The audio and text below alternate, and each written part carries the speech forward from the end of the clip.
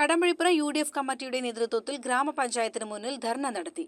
ജില്ലാ കോൺഗ്രസ് കമ്മിറ്റി ഉപാധ്യക്ഷൻ TH ഫിറോസ് ബാബു ധർണ ഉദ്ഘാടനം ചെയ്തു.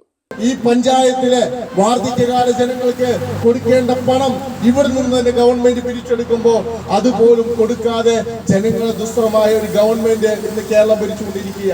നമുക്കറിയാം റോഡുകളുടെ കാര്യം പ്രിയപ്പെട്ട സന്തോഷേട്ടൻ ഇവിടെ സൂചിപ്പിച്ചു. എന്താ റോഡുകളുടെ അവസ്ഥ? ഇതൊരു സംസ്ഥാന പാതയാണ്.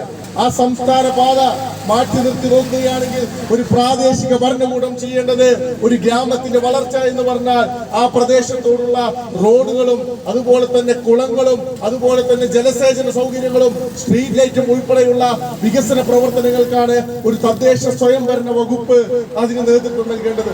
പ്രിയപ്പെട്ട ബേബി ചേട്ടൻ, മോഹനേട്ടൻ ദീർഘകാലം പഞ്ചായത്ത് സെക്രട്ടറി ആയിരുന്നില്ലേ? അദ്ദേഹത്തിന് അറിയാലോ ഒരു പഞ്ചായത്തിൽ എങ്ങനെയാണ് ആ പഞ്ചായത്തിന്റെ ഭരണസമിതി മുന്നോട്ട് പോകേണ്ടത്, എങ്ങനെയാണ് ആ പഞ്ചായത്തിൽ ഒരു പ്രാദേശിക ഭരണകൂടം സാധാരണക്കാരായ ജനങ്ങളിലേക്ക് അവസരങ്ങൾ എത്തിക്കേണ്ടത് എന്നൊക്കെ നമുക്ക് എല്ലാവർക്കും അറിയാം.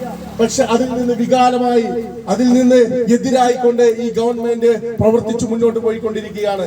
കടമ്പഴിപ്പുറം ഗ്രാമപഞ്ചായത്ത് ഭരണസമിതിയുടെ അഴിമതിക്കും അനാസ്ഥയും ആരോപിച്ചാണ് ധർണ നടത്തിയത്. പരിപാടിയിൽ UDF ചെയർമാൻ മോഹനകൃഷ്ണൻ അധ്യക്ഷനായി. യൂത്ത് കോൺഗ്രസ് സംസ്ഥാന സെക്രട്ടറി അരുൺ പാലക്കുറിശി, മണ്ഡലം പ്രസിഡന്റുമാരായ Santhosh Kolliyani, PA Kamaruddin, A Narayanan, K Udayan, Silvy John, Bindu Unnikrishnan എന്നിവർ സംസാരിച്ചു.